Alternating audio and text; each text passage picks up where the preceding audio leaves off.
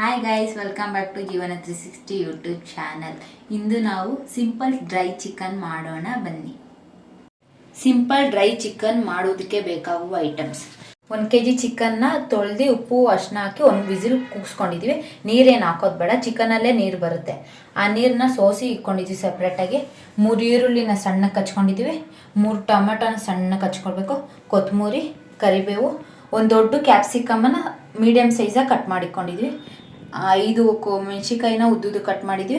ಬೆಳ್ಳುಳ್ಳಿ ಮತ್ತು ಶುಂಠಿ, ಎಣ್ಣೆ, ಉಪ್ಪು, ಅರಿಶಿನ, ಧನಿಯಾ ಪೌಡರ್, ಚಿಲ್ಲಿ ಪೌಡರ್, ಪೆಪ್ಪರ್.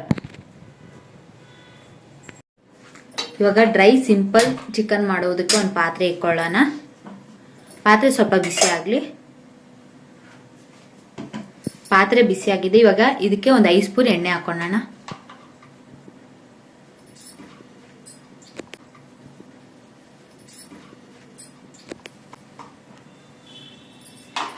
ಇವಾಗ ಎಣ್ಣೆ ಸ್ವಲ್ಪ ಕಾಯಬೇಕು.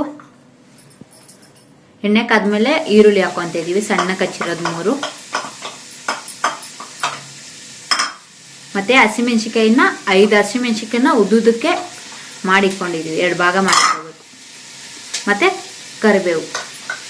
ಇವಾಗ ಚೆನ್ನಾಗಿ ಇವನ್ನೆಲ್ಲ ಫ್ರೈ ಮಾಡ್ಕೊಳ್ಳೋಣ. ಕೆಂಪುಗಾಗೋವರೆಗೆ ಸ್ವಲ್ಪ ಉಪ್ಪು ಹಾಕೋಣ, ಆಗ ಬೇಗ ಈರುಳ್ಳಿ ಫ್ರೈ ಆಗುತ್ತೆ.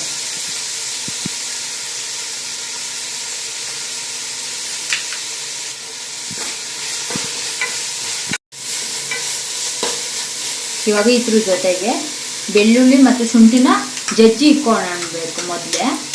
ಇವಾಗ ಇದು ಕೂಡ ಹಸಿ ವಾಸನೆ ಹೋಗೋವರೆಗೂ ಫ್ರೈ ಮಾಡ್ಕೋಬೇಕು.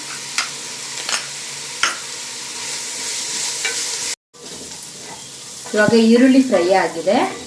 ಸ್ಲಿಮ್ ಮಾಡ್ಕೊಳ್ಳೋಣ ಗ್ಯಾಸ್ನ. ಇವಾಗ ಮಸಾಲ ಹಾಕೋಣ. ಧನಿಯಾ ಪೌಡರ್ 2 ಸ್ಪೂನ್, ಖಾರ ಪುಡಿ 1 ಸ್ಪೂನ್ ಹಾಕೊತಿದ್ದೀವಿ. ಅರಿಶಿನ ಸ್ವಲ್ಪ ಹಾಕೊಳ್ಳೋಣ. ಪೆಪ್ಪರ್ 1 ಸ್ಪೂನ್ ಹಾಕೊತಿದ್ದೀವಿ. ಇವಾಗ ಚೆನ್ನಾಗಿ ಮಿಕ್ಸ್ ಮಾಡ್ಕೊಳ್ಳೋಣ ಮಸಾಲ ಎಲ್ಲ ಈರುಳ್ಳಿ ಜೊತೆ. ಈಗ ಮಸಾಲ ಎಲ್ಲ ಹಸಿ ವಾಸನೆ ಹೋಗಿದೆ. ಇವಾಗ ಇದಕ್ಕೆ ಟೊಮೆಟೊ ಹಾಕೊಳ್ಳೋಣ, ಸಣ್ಣಕ್ಕೆ ಹಾಕಿರೋ ಹಚ್ಕೊಂಡಿರೋದು. ಇವಾಗ ಚಿಕನ್ ಬೇಯಿಸಿದಾಗ ನೀರು ಬಿಟ್ಟಿರುತ್ತಲ್ಲ ಚಿಕನಲ್ಲಿ ನೀರನ್ನ, ಅದನ್ನ ಸ್ವಲ್ಪ ಹಾಕೊಳ್ಳೋಣ.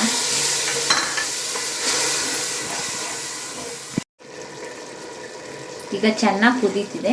ಇದಕ್ಕೆ ಇವಾಗ ಬೇಯಿಸ್ಕೊಂಡಿರೋ ಚಿಕನ್ ಹಾಕೊಳ್ಳೋಣ.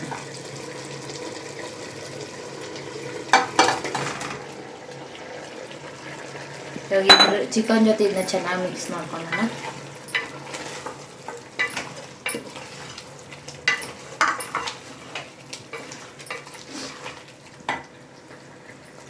ಇವಾಗ ಚೆನ್ನಾಗಿ ಮಿಕ್ಸ್ ಮಾಡ್ಕೊಳ್ಳೋಣ. ಇವಾಗ ಟೇಸ್ಟ್ ನೋಡಿ, ಉಪ್ಪು ಖಾರ ಕಡಿಮೆ ಇದ್ದರೆ ಪೆಪ್ಪರ್ ಹಾಕೋಬೋದು, ಖಾರದ ಪುಡಿನೂ ಹಾಕೋಬೋದು.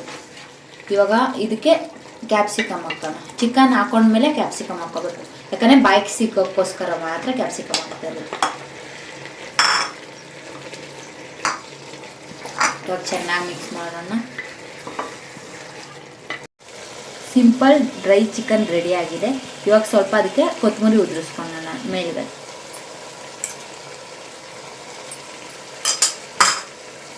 ಇವಾಗ ಚೆನ್ನಾಗಿ ಮಿಕ್ಸ್ ಮಾಡೋಣ.